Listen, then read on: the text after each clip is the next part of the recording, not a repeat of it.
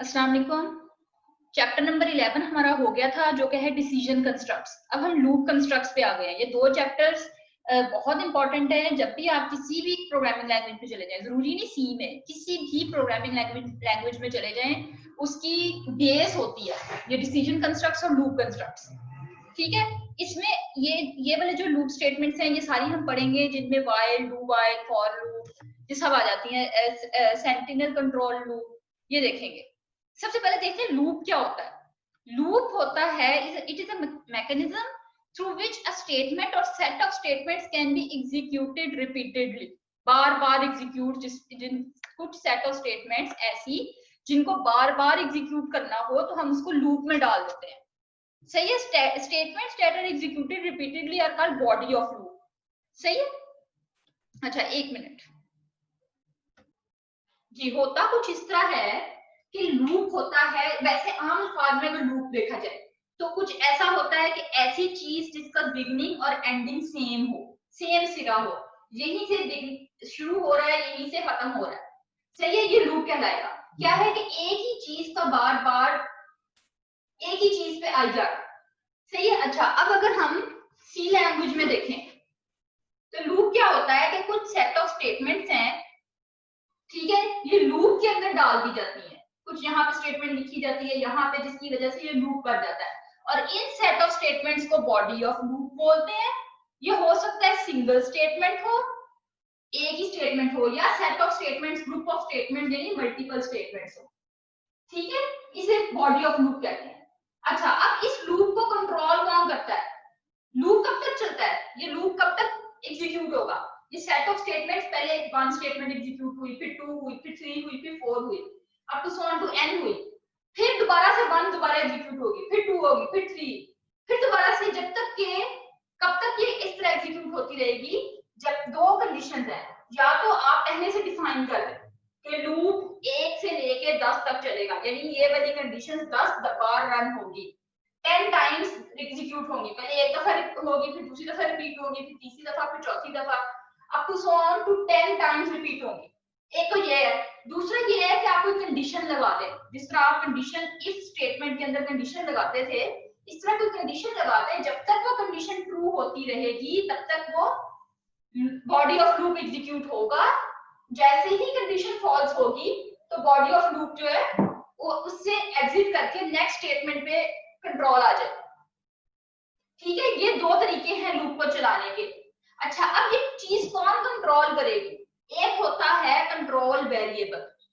ठीक है, control variable को लूप, बॉडी ऑफ लूप से पहले इनिशियलाइज करा दिया जाता है, यहाँ पे इनिशियलाइज करा दिया जाता है, उसको कोई वेरिएबल दे दी जाती है, और उस कंट्रोल वेरिएबल का लूप की कंडीशन में भी इस्तेमाल किया जा सकता है, और उसको बॉडी ऑफ लूप में इंक्रीमेंट या डिक्रीमेंट किया जाता है। ठीक है, वैल्यू चेंज की जाती है। कंट्रोल एक सिंपल वेरिएबल होता है, वही वेरिएबल जो हम आम तौर पे इस्तेमाल करते हैं, लेकिन वो वेरिएबल एक्चुअली कंट्रोल कर रहा होता है लूप को। ठीक है। अच्छा, अब एग्जांपल ले लेते हैं हम। एग्जांपल इसकी लूप की क्या होगी? फॉर एग्जांपल, आपकी अम्मी ने, चलो खीर वाली एग्जांपल ले लेते हैं, आपकी अम्मी ने खीर बनाई और उन्होंने कहा इसको सारे मोहल्ले में बांट के आओ। ठीक है, अब आप क्या करेंगे? अब ऐसा होगा, पहले घर आएंगे, एक प्लेट उठाएंगे, उसको जाके जो है आपकी अम्मी समझाएंगी फलां घर में बेल बजाना, अगर वो घर में मौजूद हैं तो उनको खीर दे देना। ठीक है, आपने क्या किया? आपने वो काम किया, जाके वापस घर आए, दूसरी अम्मी ने दूसरे घर के लिए सेम इंस्ट्रक्शंस दी। आप दूसरे घर गए, फिर घर वापस आए, फिर अम्मी ने तीसरे घर के लिए सेम इंस्ट्रक्शंस दी। तो बजाय इसके कि आपकी अम्मी भी बार बार उन इंस्ट्रक्शंस को रिपीट करे, अम्मी एक दफा ही बता दें कि आप कितने घरों में आपने जाना है और ये इंस्ट्रक्शंस कितने घरों पे लागू होती है। ठीक है, ताकि आप हर घर में जाके सेम वही काम, वो क्या होगा, वो लूप लग जाएगा। सेम वही काम, बेल करनी है, दरवाजा खटकाना है, सलाम दुआ करनी है, और उनको खीर पकड़ा देनी है, और वजह बता देनी किस वजह से खीर दे रहे हैं या जो भी है। ये कुछ सेट ऑफ स्टेटमेंट्स बार बार हर घर में आपकी अम्मी बार बार आपको इंस्ट्रक्ट करें, इसकी बजाय बेहतर है कि एक दफा ही अम्मी बता दें कि इतने घरों में जाना है, इतने घरों में ये सेम आपने प्रोसीजर अप्लाई करना है, तो आप क्या करेंगे, एक लूप लग जाएगा। ठीक है, उस लूप को कंट्रोल कौन कर रहा है फिर? जाना है, आपका अपने माइंड में होता है ना, आप क्या कर रहे होते हैं, या तो उंगलियों पे गिन रहे होते हैं, पहला घर हो गया, दूसरा घर हो गया, तीसरा घर हो गया, चौथा घर हो गया, या फिर ये उंगलियां आपकी कंट्रोल वेरिएबल का काम दे रही होती हैं। या दूसरा काम क्या होता है कि आप उंगलियों की बजाय अपने माइंड में सोच रहे होते हैं, ठीक है, या आप खीर की प्लेटें गिन रहे होते हैं, एक खीर की प्लेट दे दी यानी एक घर हो गया, दूसरी दे दी यानी दूसरा हो गया, किसी ना किसी तरह का हिसाब किताब लगा रहे होते हैं ना, कंट्रोल कर रहे होते हैं अपनी लूप को। इसी तरह जब कंप्यूटर के अंदर आपने कोई प्रोग्रामिंग करनी है तो आपने लूप को कैसे कंट्रोल करना है, किसी वेरिएबल के जरिए। आपने मेमोरी में एक वेरिएबल अलॉट कर लेना है किसी भी नाम का, वो वेरिएबल का काम क्या होगा, एक्चुअली वो लूप को कंट्रोल कर रहा होगा, कंट्रोल वेरिएबल होगा, लूप कंट्रोल वेरिएबल होगा। ठीक है, चलें अब दोबारा से अपनी स्लाइड्स पे आ जाते हैं। सही है, अच्छा अब ये क्या कह रहा है, देखिए जो स्टेटमेंट्स रिपीटेडली बार बार एग्जीक्यूट होनी है उन्हें बॉडी ऑफ लूप कहेंगे, जो लूप के अंदर स्टेटमेंट्स होंगी। ठीक है, body of loop can be executed repeatedly for a specified number of time, यानी एक खास टाइम के लिए, जैसे आपने डिफाइन कर दिया कि 1 से 10 तक लूप ने चलना है, यानी 10 टाइम्स तक लूप ने चलना है, 10 टाइम्स तक रिपीट होना है। एक तो ये आपने स्पेसिफिकली नंबर का बता दिया। दूसरा आपने until given condition remains true, कि आपने कंडीशन अगर ट्रू हो जाती है तो फिर आप तब तक लूप चलेगा। अच्छा, फिर आ जाती है लूप स्टेटमेंट्स। लूप स्टेटमेंट क्या होती हैं, वो जो स्टेटमेंट्स अंदर थी ना जिन्हें बॉडी ऑफ लूप भी बोलते हैं, वो स्टेटमेंट्स जो कि बार बार रिपीटेडली एग्जीक्यूट होनी है उन्हें लूप स्टेटमेंट कहेंगे। It is an important feature of any programming language, किसी भी प्रोग्रामिंग लैंग्वेज का बहुत इंपॉर्टेंट फीचर है, एक तो लूप्स भी और एक इसके अलावा डिसीजन कंस्ट्रक्ट्स भी, ये दो बहुत इंपॉर्टेंट है। अच्छा, इनको रेपिटेटिव स्ट्रक्चर भी बोलते हैं, आइटरेटिव स्ट्रक्चर भी बोलते हैं। इनका बिगिनिंग और एंडिंग पॉइंट डिफाइन कर दिया जाता है कि यहाँ से लूप स्टेटमेंट स्टार्ट हो रही है, यहाँ पे आगे खत्म होंगी, और ये 3 तरह के लूप्स है, व्हाइल, डू व्हाइल और फॉर लूप, जो कि हम आगे करेंगे। ठीक है, नेक्स्ट आ जाता है कंट्रोल वेरिएबल, जिसकी अभी बात हुई। कंट्रोल वेरिएबल एक ऐसा वेरिएबल होता है जो कि लूप स्टेटमेंट्स कितनी बार एग्जीक्यूट होनी है इस चीज को कंट्रोल करेगा। ठीक है, नंबर ऑफ रेपिटेशंस को कंट्रोल करेगा। सही है, लूप कंट्रोल वेरिएबल भी बोलते हैं इसको। It is initialised before the body of loop, body of loop से पहले इनिशियलाइज होगा, उसके बाद इसकी वैल्यू लूप के अंदर या लूप स्टेटमेंट्स के साथ इसकी एक वैल्यू चेंज करने के लिए स्टेटमेंट लिखी जाएगी ताकि रेपिटेशन ऑफ लूप को कंट्रोल किया जा सके। सही है, देखें आप अगर मूलियों में गिन रहे हैं तो हर एक आइट्रेशन के बाद, इसको आइट्रेशन भी बोलते हैं, हर एक रेपिटेशन के बाद आप उंगली का एक आगे बढ़ा लेते हैं ना। आप क्या करते हैं, आप लूप कंट्रोल वेरिएबल को इंक्रीमेंट कर लेते हैं। बिल्कुल इसी तरह कंट्रोल वेरिएबल में कंप्यूटर में भी आप इंक्रीमेंट करेंगे। सबसे पहला लूप देख लेते हैं जो कि है व्हाइल लूप। व्हाइल लूप क्या होता है, it is a conditional loop structure. ठीक है, कंडीशन बेस पे होता है, इसके अंदर कंडीशन लगेगी।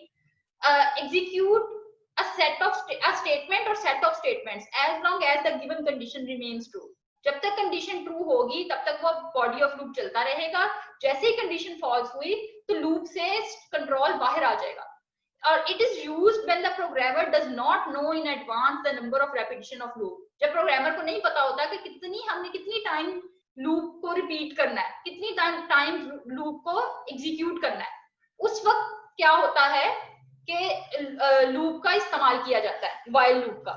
इसकी स्टेटमेंट जो स्ट्रक्चर कैसा होता है, व्हाइल आगे ब्रैकेट के अंदर कंडीशन, और ये कंडीशन से पहले ये गौर करें, ये चीज डिफाइन कर रही है कि बॉडी ऑफ लूप स्टार्ट होने लगा है, और ये चीज डिफाइन कर रही है बॉडी ऑफ लूप एंड हो गया है, और इसके अंदर बॉडी ऑफ लूप आता है। ये ग्रुप ऑफ स्टेटमेंट्स, वो स्टेटमेंट्स जो कि बार बार एग्जीक्यूट होनी है। और फिर नेक्स्ट स्टेटमेंट आ जाती है कि जैसे ही कंडीशन फॉल्स होगी तो लूप से बाहर आके कंट्रोल नेक्स्ट स्टेटमेंट पे आ जाएगा। ठीक है, अगर आपकी ग्रुप ऑफ स्टेटमेंट्स नहीं है, सेट ऑफ स्टेटमेंट्स नहीं है, एक सिंगल स्टेटमेंट है, तो फिर बगैर कर्ली ब्रैकेट्स के भी आप लिख सकते हैं, जैसे हम इफ स्टेटमेंट या डिसीजन कंस्ट्रक्ट्स में लिखते थे। इसका अगर आप फ्लो चार्ट देखें तो फ्लो चार्ट कैसा होता है कि कंडीशन है ये डायमंड साइन में, ये चेक की जाती है, अगर ट्रू है तो बॉडी ऑफ लूप एग्जीक्यूट होता है और वापस दोबारा कंडीशन चेक होती है। ठीक है, अगर फॉल्स है तो बॉडी ऑफ लूप से बाहर जो नेक्स्ट स्टेटमेंट है कंट्रोल वहां पे आ जाएगा। सारी की सारी रेपिटेशन डिपेंड कर रही है इस कंडीशन के ऊपर। जब तक कंडीशन ट्रू होती जाएगी तब तक बॉडी ऑफ लूप एग्जीक्यूट होगा। अच्छा, इसके अंदर कंट्रोल वेरिएबल कहां पे आएगा, कंट्रोल वेरिएबल व्हाइल से पहले यहाँ पे इनिशियलाइज होगा।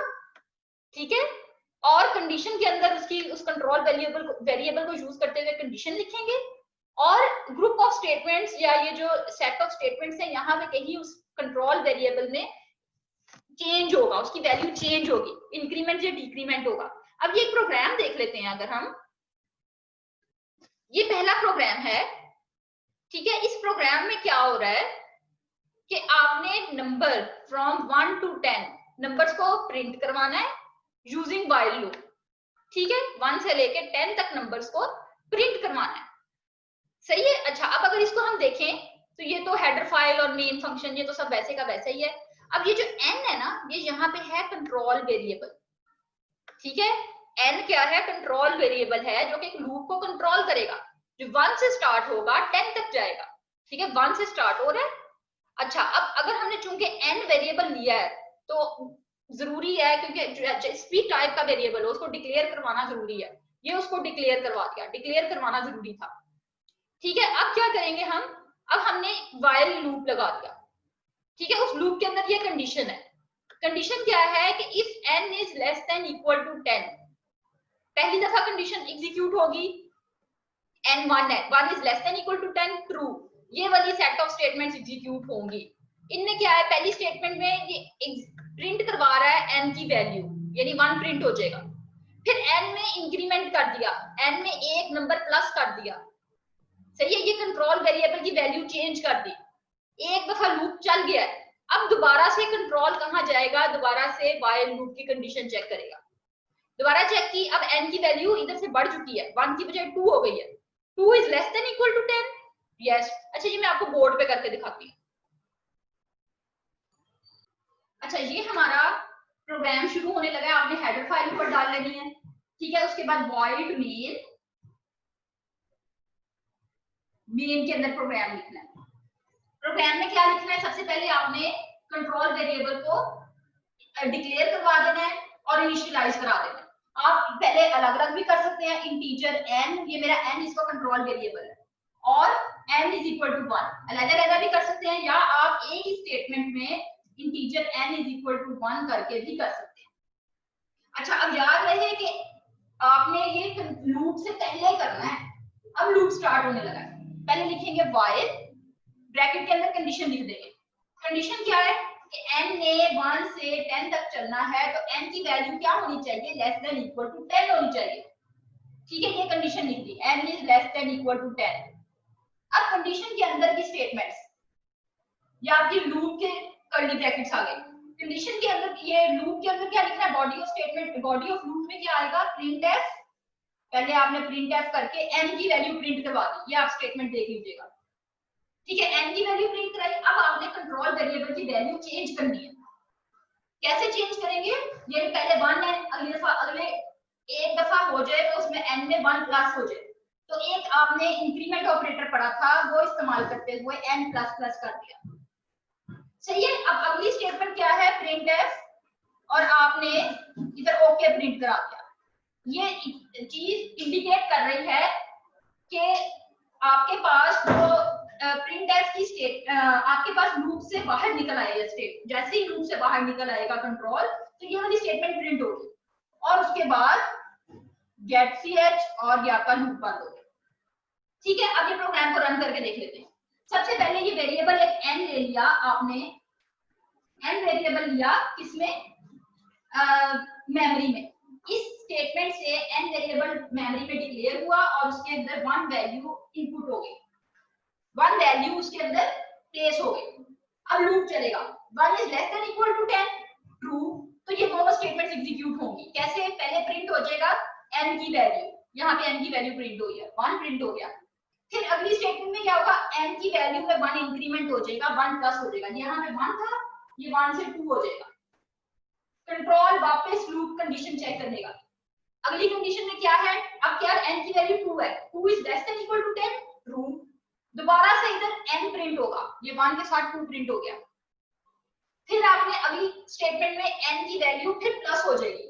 मैंने आपको बताया ना कि आप उंगलियों पे अगर गिनते हैं 1 2 3 4 5, आप क्या कर रहे हैं? हर आइटरेशन के बाद, हर रेपिटेशन के बाद अगली उंगली पे आप ट्रांसफर हो रहे हैं। ऐसा ही है ना, एक वैल्यू इंक्रीमेंट कर रहे हैं, एक वैल्यू इंक्रीमेंट कर रहे हैं, तो इसी तरह यहाँ पे आप 2 के बाद यहाँ पे 3 कर देंगे। एक वैल्यू इंक्रीमेंट करना, ये वाला पार्ट जो है ना कंट्रोल वेरिएबल को कंट्रोल करने के लिए, यहाँ पे इंक्रीमेंट करना, डिक्रीमेंट करना, जिस तरह का भी, जिस नेचर का आपका लूप है उस तरह से यहाँ पे एक लाजमी स्टेटमेंट लिखनी है जो कि कंट्रोल वेरिएबल को लूप कंट्रोल करे। अगर आप ये नहीं लिखते तो क्या होगा, लूप के अंदर ही प्रोग्राम आपका एग्जीक्यूट होता रहेगा, होता रहेगा, होता रहेगा, कभी एंड होगा ही। ठीक है, जैसे ही चलो फॉर एग्जांपल 10 कर लेते हैं, ये करते करते 3 4 5 ये इतनी रेपिटेशंस हो गई, अब हम 10 कर लेते हैं। फॉर एग्जांपल n की वैल्यू 10 हो गई है आगे, 10 is less than equal to 10, ये भी ट्रू हो गया। ठीक है, तो प्रिंट क्या हो जाएगा, 10 प्रिंट हो जाएगा और उसके बाद n में 1 प्लस हो जाएगा। अब n की वैल्यू क्या हो गई, 11 हो गई। अब दोबारा कंडीशन चेक होगी व्हाइल लूप की वजह से, 11 is less than equal to 10, यहाँ पे कंडीशन फॉल्स हो गई, 11 नहीं है। तो क्या होगा, लूप बॉडी ऑफ लूप की बजाय नेक्स्ट स्टेटमेंट पे कंट्रोल ट्रांसफर हो जाएगा। तो प्रिंट क्या होगा, ओके प्रिंट होगा और एट द एंड प्रोग्राम खत्म हो गया। ठीक है, ये लूप इस तरह से काम करेगा, तो सेट ऑफ स्टेटमेंट्स बार-बार एग्जीक्यूट होंगी with the help of control variable. चलिए अब अगले प्रोग्राम पे एक नजर देख लेते हैं। चलिए अब ये नेक्स्ट प्रोग्राम देख लेते हैं। नेक्स्ट प्रोग्राम है कि आपने एक ऐसा प्रोग्राम लिखना है कि लूप के जरिए आप टेबल डिस्प्ले करवाएं। आप बचपन में टेबल करते थे ना, 2 1 are 2 2 2 are 2 2 are 4, ये वाला चीज जो टेबल आप करते थे, अब आपने सेम टेबल किसी भी नंबर का, वो नंबर यूजर एंटर करेगा और आपने उसको प्रिंट करवाना है, उस टेबल, उसका टेबल प्रिंट करवाना है। ठीक है, अच्छा अब ये कैसे होगा, ऐसे होगा, इसको कर ही ना लें, चलिए बोर्ड पे कर लेते हैं, बोर्ड पे कर लेते हैं जी। आपने नंबर प्रिंट करवाना है ना, तो हम पहले तो क्या करेंगे, ये हेडर फाइल दी आपने, दोनों हेडर फाइल दे दे जो भी दे दिए, इसके बाद आपने void main, आपने अपना मेन फंक्शन स्टार्ट कर दिया, उसके अंदर get ch और clr वगैरह जो देना होगा वो खुद ही दे दीजिएगा। सबसे पहले हमने नंबर, किस नंबर का टेबल प्रिंट करवाना है वो नंबर ले लेते हैं। वो नंबर हमने कहां से लेना है, यूजर से लेना है। ठीक है, फॉर एग्जांपल वो n नंबर है, मैं यूजर से लेती हूँ, आपने इधर लिख दिया, पहले डिक्लेयर करा दें इंटीजर n, नंबर ले लें, print F, enter any number, और उसके बाद scanf आपने करके नंबर इनपुट करा लिया, %d, ampersand n, number input हो गया। अब नेक्स्ट काम आपने क्या करना है, उस नंबर का टेबल प्रिंट कराना है। अब पहले टेबल देखिए किस तरह का होता है, n है, फॉर एग्जांपल n में यूजर ने 2 दे दिया है, टेबल कैसा होगा, 2 1 are 2, 2 2s are 4, 2 3s are 6 and so on। तो ये जो 2 है ये नंबर क्या है, ये आपका n है ना, जो नंबर आपने यूजर से इनपुट करवाया। ठीक है, अब ये 1 2 3 4 ये चीजें क्या है, ये 1 to 10 तक चल रही हैं। इस नंबर को, इसको क्या कहें हम, इसको हम क्यों ना कंट्रोल वेरिएबल ले लें जो कि लूप को कंट्रोल करेगा, इसको सी नाम का एक वेरिएबल ले लेते हैं। अच्छा चले, सी नाम का वेरिएबल लिया और उसको कंट्रोल कौन कर रहा है, उसको लूप कंट्रोल वेरिएबल का हम कह देते हैं, और वो 1 से लेकर 10 तक चलेगा। ये चीज कहां से आ रही है, ये सारी चीजें ये c और n को मल्टीप्लाई करके आ रही है ना, n मल्टीप्लाई बाय c, ये भी हो गया। अच्छा अब ये इसको कैसे प्रिंट कराना है, इसको और इसको, ये स्टैटिक है, आपने इसको क्रॉस ही लिखेंगे और यहाँ पे इक्वल ही लिखेंगे। ठीक है, चलें अब इसका हम बना लेते हैं प्रोग्राम। कैसे प्रोग्राम बनाएंगे, सबसे पहले लूप ले लेते हैं। लूप को कंट्रोल कौन कर रहा है, कोई वेरिएबल c, उसको डिक्लेयर करा ले, पहले n के साथ c भी डिक्लेयर करा ले, c भी डिक्लेयर करा लिया, c की वैल्यू इनिशियलाइज करा दें, कोई वैल्यू दे दें। लूप कहां से शुरू हो रहा है, 1 से ना, 2 1s are 2 से, c is equal to 1 आ गया। अब हमने लूप को लूप लगाना है, उसकी कंडीशन लगाएं while, अच्छा याद रहे while लूप के आखिर में सेमीकोलन नहीं आता, ये बात याद रखना।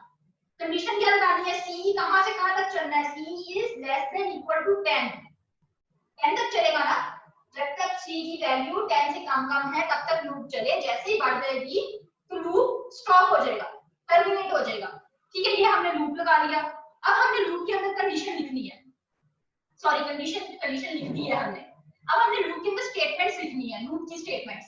उसमें क्या लिखे हम, हमने क्या करना है, इस तरह का कोई चीज प्रिंट करवानी है, ठीक है।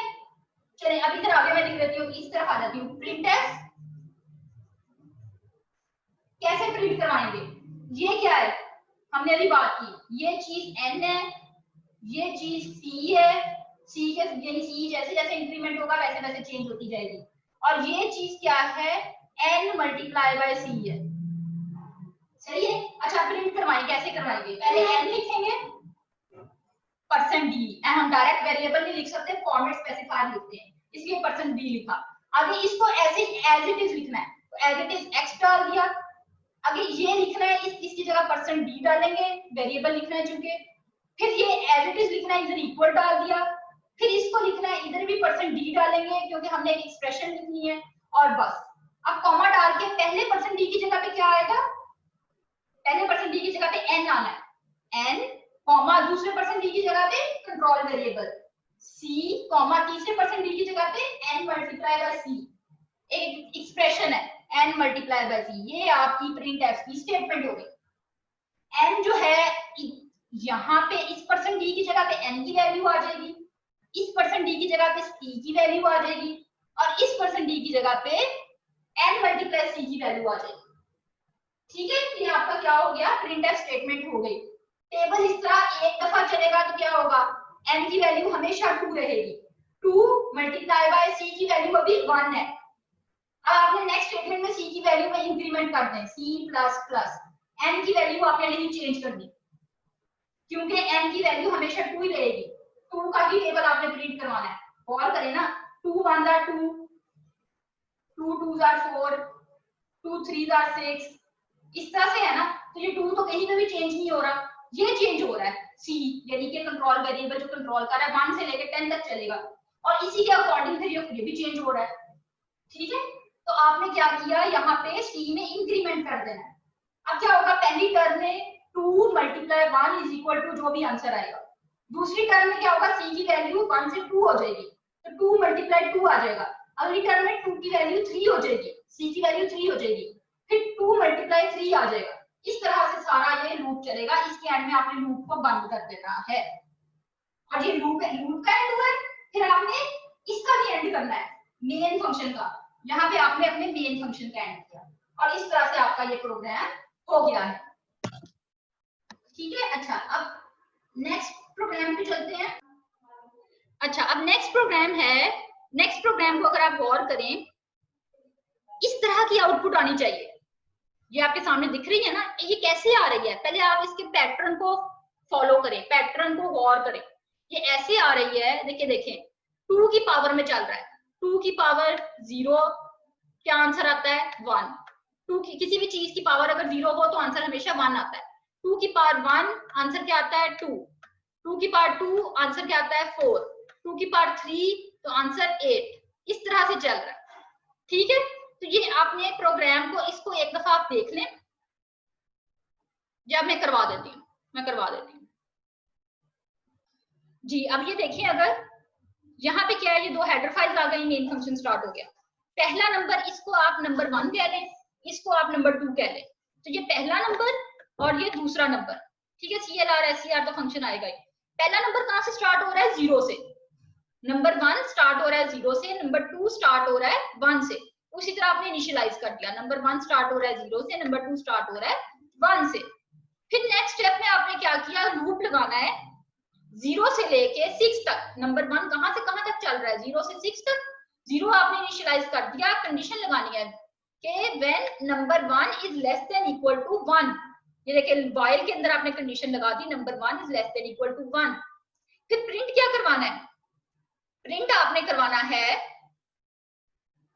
कि आपने %d की जगह पे क्या आ जाएगा, पहला नंबर, टैब दिया, और %d दोबारा से उसकी जगह पे दूसरा नंबर, पहले नंबर 1 आएगा और फिर टैब के बाद नंबर 2, फिर नेक्स्ट आइटरेशन में नंबर 1 की वैल्यू, टैब के बाद नंबर 2, फिर नेक्स्ट आइटरेशन में नंबर 1 की वैल्यू और टैब के बाद नंबर 2 वेरिएबल की वैल्यू, ठीक है। अच्छा अब आपने क्या करना है, अब आपने नंबर 1 में क्या इंक्रीमेंट हो रहा है, 1 1 का इंक्रीमेंट हो रहा है, 0 के बाद 1, 1 के बाद 2, देखें 1 1 का इंक्रीमेंट हो रहा है ना, आपने नंबर 1 में 1 प्लस कर दिया, लेकिन नंबर 2 में ये इस वाली जो रो कॉलम है इसमें कितना इंक्रीमेंट हो रहा है, इसमें 2 की पावर का इंक्रीमेंट हो रहा है। देखें 1 फिर 2 की पावर, फिर 2 2 जा 4, फिर 4 2 जा 8, 8 2 जा 16, 16 2 जा 32, 32 2 जा 64। तो आपने इसमें 2, ये देखें अब इस तरह से कंट्रोल वेरिएबल में वैल्यू चेंज की है आपने, प्लस नहीं मल्टीप्लाई बाय 2 कर दिया according to the nature of the program. ठीक है, एक तो ये प्रोग्राम हो गया। दूसरे प्रोग्राम में कहता है कि फैक्टोरियल फाइंड आउट करें, किसी भी नंबर का फैक्टोरियल फाइंड आउट करें। आपने ये मैथ में किया होगा, ये मैं आपको बता देती हूँ कि फैक्टोरियल कैसे फाइंड आउट करते हैं। आप लोगों को ये वाला जो है ना मैथ में आप लोगों का ये चैप्टर होगा प्रोबेबिलिटी वाला, कोई इस तरह का चैप्टर है। अच्छा इसको कर लेते हैं। हाँ जी, फैक्टोरियल किसी भी नंबर का फाइंड आउट करना हो तो ऐसे करते हैं। फॉर एग्जांपल वो नंबर है 4 का फैक्टोरियल, आगे एक्सक्लेमेशन मार्क आता है। कैसे फाइंड आउट करते हैं? 4 multiply by 3 multiply by 2 multiply by 1 तक जाना है आपने, किसी भी नंबर का फैक्टोरियल फाइंड आउट करना है। 3 का फैक्टोरियल कैसे करते हैं?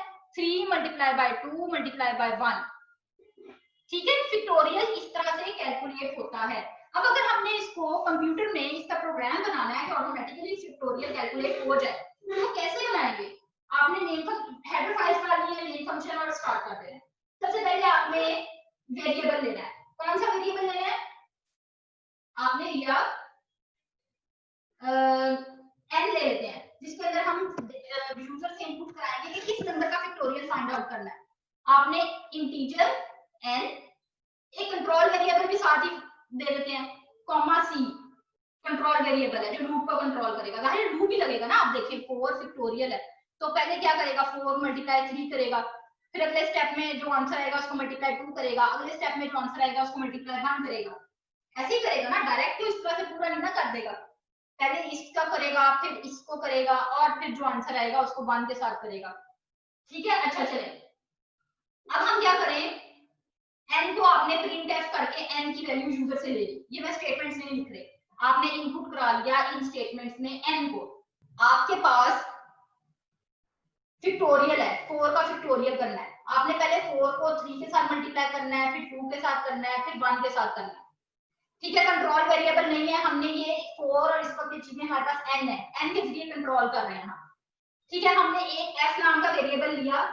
हमने क्या करना है? पहले 4 मल्टीप्लाई 3 करना है, जो आंसर आएगा, जो भी आंसर आया उसको मल्टीप्लाई 2 करना है, जो भी आंसर आया उसको मल्टीप्लाई बाय 1 करना है। ऐसे ही चलना है ना। आंसर कहाँ स्टोर कराएं? वो आंसर हम f में स्टोर करा देते हैं।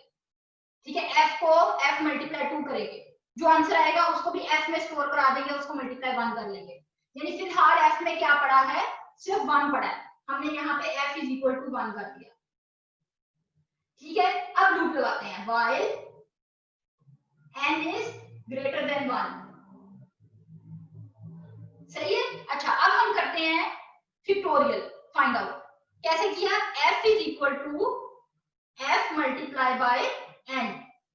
इसको ना रन करके मैं आपको प्रोग्राम दिखाती हूँ, फिर आपको क्लियर होगा। ठीक है, f की वैल्यू ऑटोमेटिकली इधर से चेंज हो जाएगी। n की वैल्यू आपने करनी है तो n माइनस माइनस, क्यों? क्योंकि 4 के बाद 3 आना है, 3 के बाद 2 आना है, 2 के बाद 1 आना है। अब हम बैक साइड को जा रहे हैं, प्रोग्राम इस तरह का डिमांड कर रहा है कि हम पीछे की तरफ जा रहे हैं, तो इसलिए इसका आंसर 1 आएगा। मतलब 1 1 इंक्रीमेंट करते जाएंगे और उसके बाद लूप एंड हो गया। और एंड में आपने प्रिंट कर देना है, इधर लिख देती हूँ प्रिंट, इधर नजर नहीं आ रहा, प्रिंट आपने f की वैल्यू, मैं अब आप लोग इसकी स्टेटमेंट भी लिखिएगा और उसके बाद लूप आपका प्रोग्राम एंड हो जाएगा। अब इसको रन करके देख लेते हैं, रन कैसे करेंगे हम? अच्छा मैं इसी 4 को ही ले लेती हूँ। फॉर एग्जांपल n में ये n और f है ना, दो वेरिएबल ले लें मेमोरी में, एक n है एक f है। n में क्या पड़ा है? n में आपके पास 4 है जिसका फैक्टोरियल फाइंड आउट करना है। f में इस वक्त 1 है, प्रोग्राम रन हुआ, f में 1 हो गया। क्या 4 इज ग्रेटर देन 1 है? यस। तो f is equal to f multiply n। 4 multiply 1 क्या होता है? 4 होता है। f में 4 हो गया। अब और n में 1 माइनस हो गया, 4 से 3 हो गया। नेक्स्ट दोबारा से लूप चलेगा, लूप में क्या होगा? अब n की वैल्यू 3 है, 3 इज ग्रेटर देन 1, यस। अब क्या होगा? 3 मल्टीप्लाई n, यानी 3 × 4 क्या होता है, 3 4 12, और आंसर कहाँ आएगा, एफ में आ जाएगा। ठीक है, अब आंसर एफ में आ जाएगा और n माइनस हो जाएगा, 3 की बजाय 2 हो जाएगा। अब टू सो ऑन करते करते इस तरह 1 तक जाएगा और एट द एंड आपके पास एफ के अंदर रिजल्ट आ जाएगा और एफ को आपने प्रिंट करवा लेना। ठीक है, ये प्रोग्राम था फैक्टोरियल का, इसको आपने एक दफा दोबारा से खुद से करना है।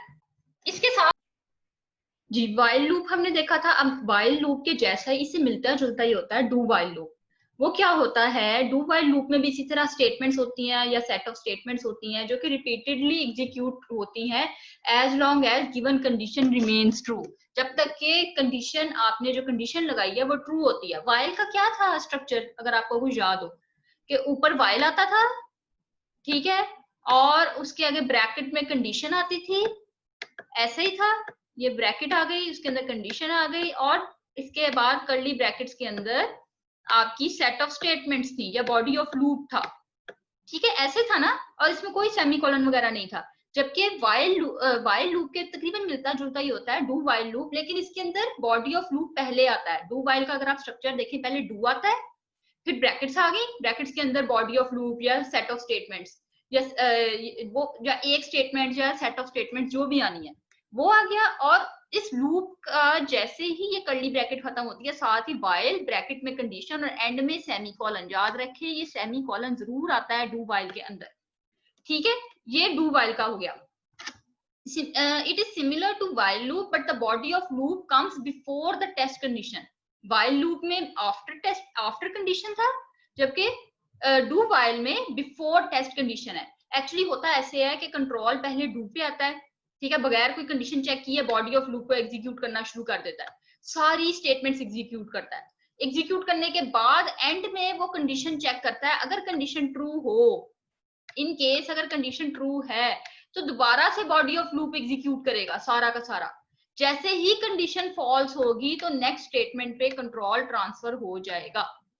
ठीक है, हमारा डू वाइल लूप इस तरह से काम करता है। Body of loop must be executed at least once even if the condition is false. अगर वाइल लूप को देखा जाए, यहाँ पे कंडीशन ट्रू हो गई तो ये सेट ऑफ स्टेटमेंट्स एग्जीक्यूट होंगी। जैसे ये कंडीशन फॉल्स हुई, सेट ऑफ स्टेटमेंट्स जो है एग्जीक्यूट नहीं होंगी और वाइल के बाद आने वाली स्टेटमेंट एग्जीक्यूट होगी। लेकिन डू वाइल में क्या होता है, अगर कंडीशन ट्रू हो उससे पहले एटलीस्ट एक दफा, कम से कम एक दफा बॉडी ऑफ लूप, या बॉडी ऑफ लूप समझे इसमें 2-3 स्टेटमेंट्स या मल्टीपल स्टेटमेंट्स या एक स्टेटमेंट है, ठीक है, ये बॉडी ऑफ लूप एग्जीक्यूट होगा। ठीक है, अगर कंडीशन ट्रू होगी, जैसे ही कंडीशन फॉल्स हो तो फिर नेक्स्ट स्टेटमेंट एग्जीक्यूट होगी। ठीक है, अच्छा, mostly use for menu selection या रिकॉर्ड्स एंटर करने के लिए इसको ज्यादातर यूज किया जाता है। User has to execute the body of loop at least once, कम से कम एक दफा लाजमी बॉडी ऑफ लूप चलेगा। ये उन कंडीशंस में होता है जब उन केसेस में होता है जब बॉडी ऑफ जब आपको शुरू में कंडीशन का नहीं पता कि लूप को स्टॉप कहाँ करना है, सही है, जब शुरू में ना पता हो तब बॉडी ऑफ लूप जो है ना कम से कम एक दफा एग्जीक्यूट होता है। इसके अंदर हम कंट्रोल वेरिएबल को इनिशियलाइज भी करा देते हैं और उसी कंट्रोल वेरिएबल का इस्तेमाल करते हुए कंडीशन भी लिखी जाती है। अच्छा, देयर इज अ सेमीकोलन, ये सेमीकोलन आता है कंडीशन के बाद एंड में, जबकि वाइल लूप में ये नहीं आता।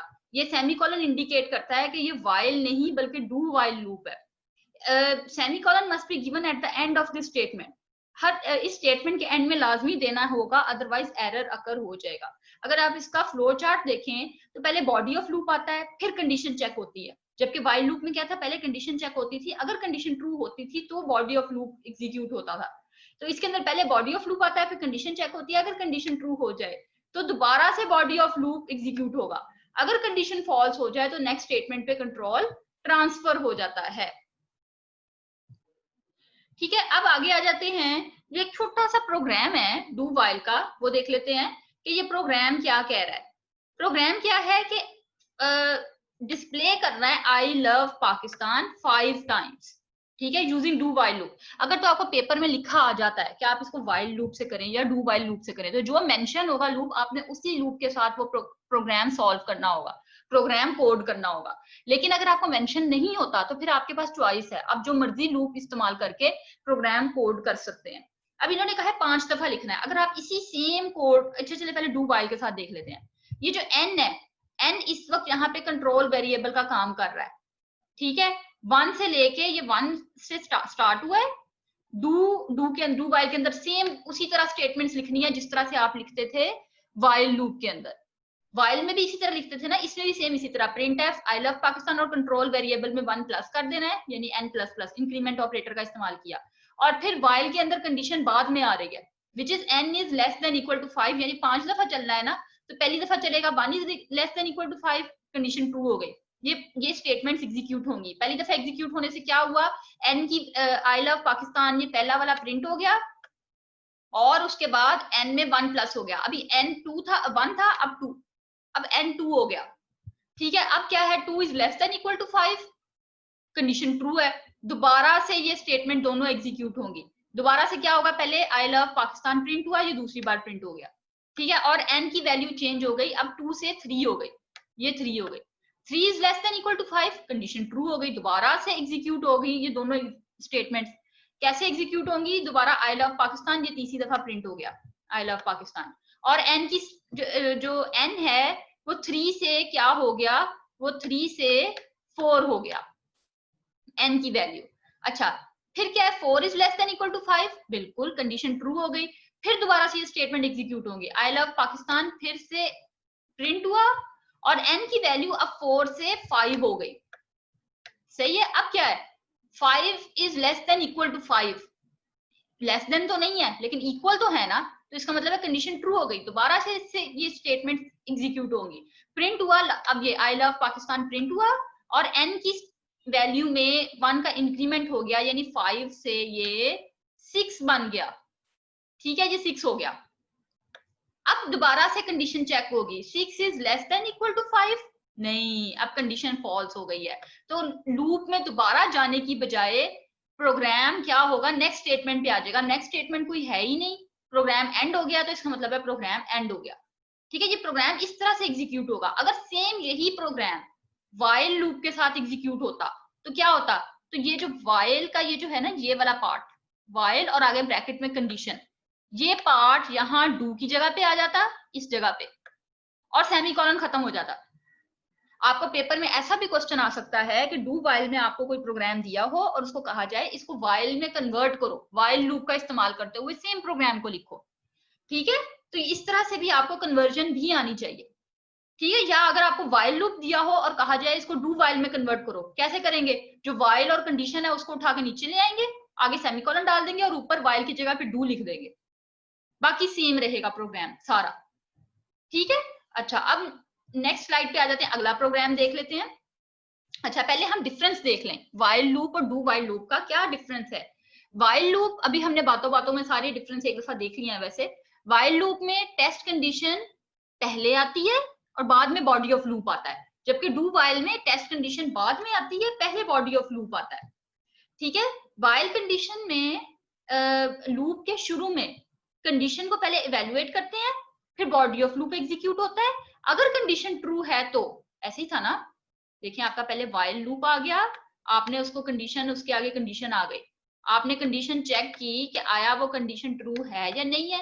कंडीशन ट्रू होगी तो वाइल के बाद आने वाली स्टेटमेंट्स एग्जीक्यूट होंगी, अदरवाइज नहीं होंगी। जबकि डू वाइल में क्या है, डू वाइल में एटलीस्ट एक दफा एग्जीक्यूट होगी, क्योंकि कंडीशन बाद में आ रही है ना, डू आगे कोई कंडीशन नहीं थी, तो एटलीस्ट एक दफा जो सारी सेट ऑफ स्टेटमेंट्स या बॉडी ऑफ लूप है वो एटलीस्ट 1 टाइम जरूर एग्जीक्यूट होगा। उसके बाद कंडीशन वाइल और आगे कंडीशन जो है वो चेक होगी।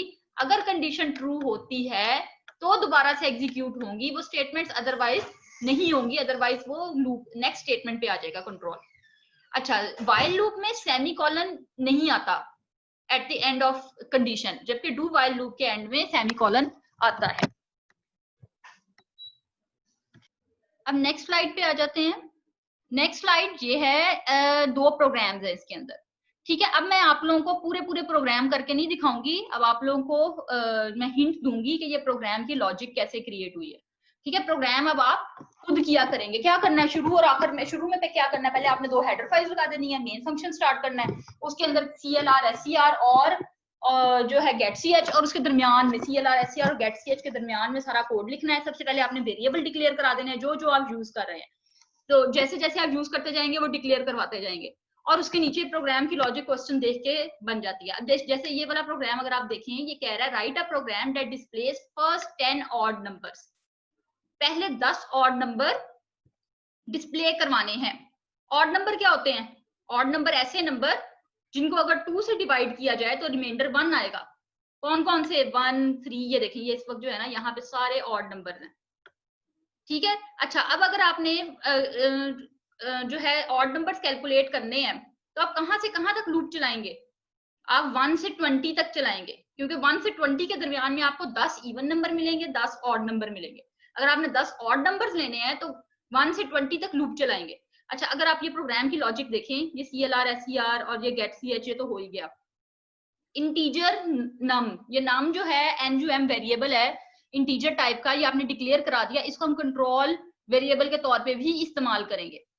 नम इज इक्वल टू 1, ये इनिशियलाइज करा दिया, लूप लगाने से पहले इसको इनिशियलाइज करा दिया और 1 वैल्यू इसके अंदर स्टोर करा दी।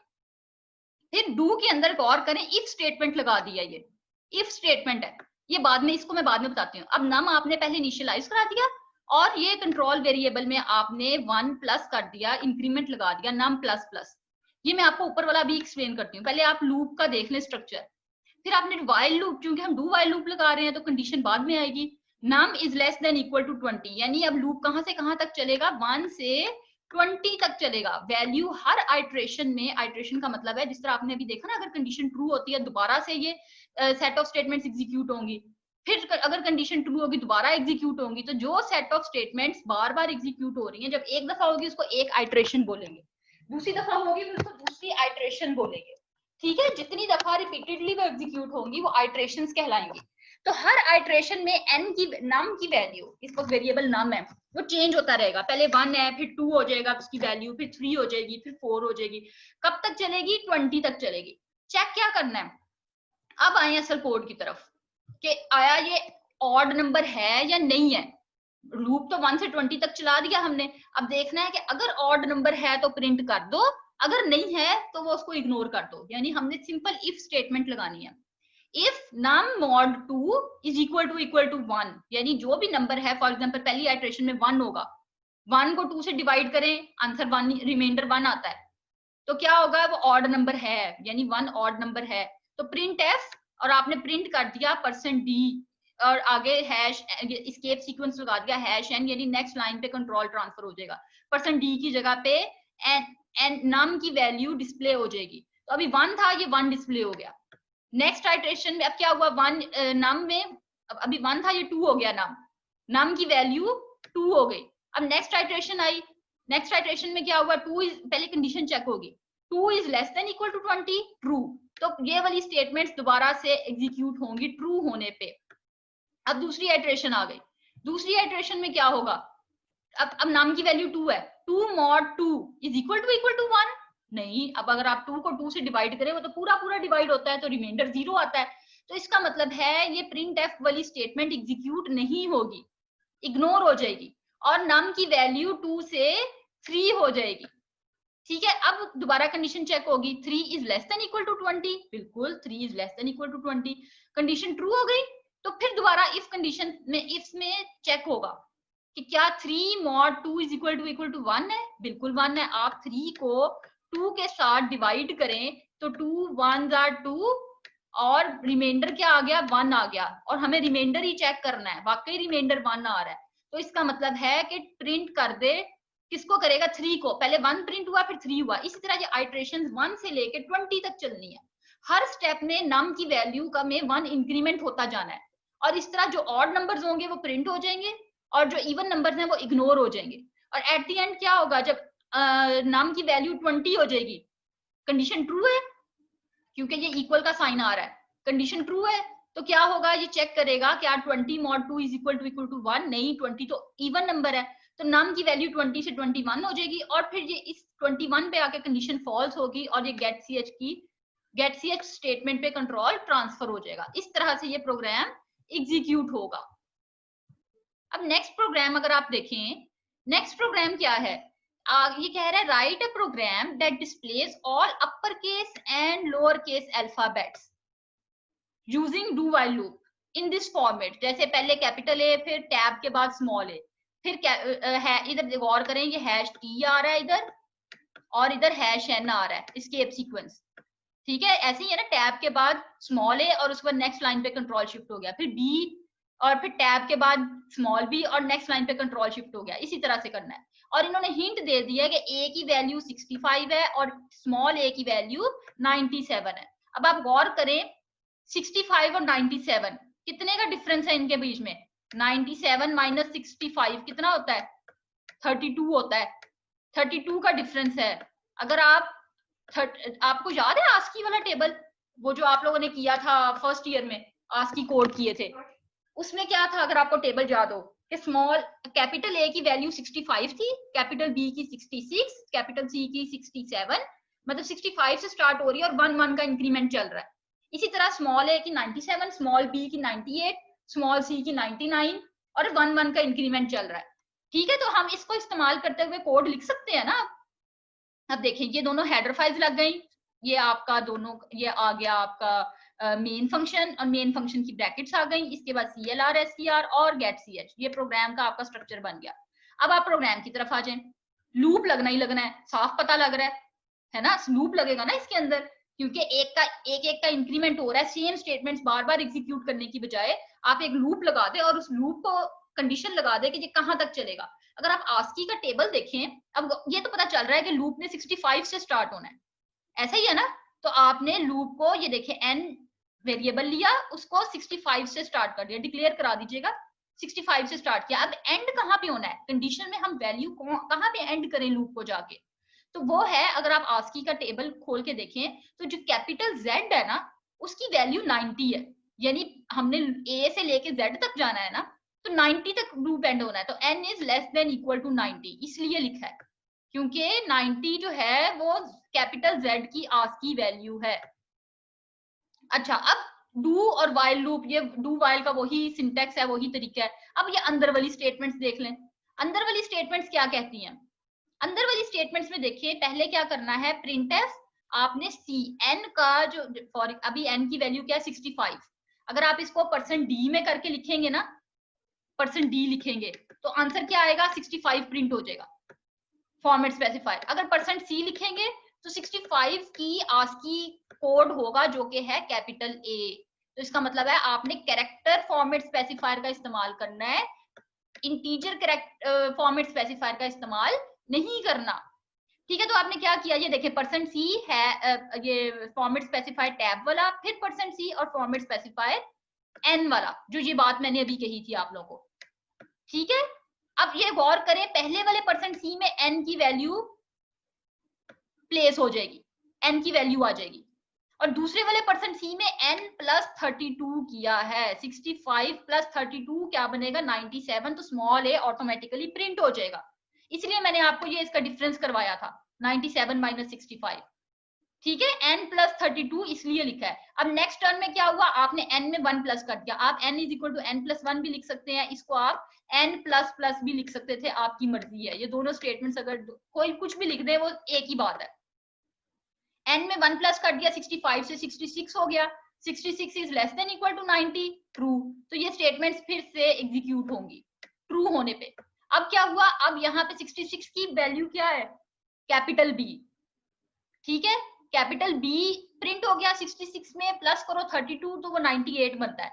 98 की आस्की कोड क्या है, आस्की वैल्यू क्या है, वो है स्मॉल b। इस तरह से ये पूरा प्रोग्राम एग्जीक्यूट हो जाएगा। अब नेक्स्ट प्रोग्राम पे आ जाते हैं। नेक्स्ट प्रोग्राम कह रहा है कि write a program that input 2 numbers and display the result of first number raise to the power of second number.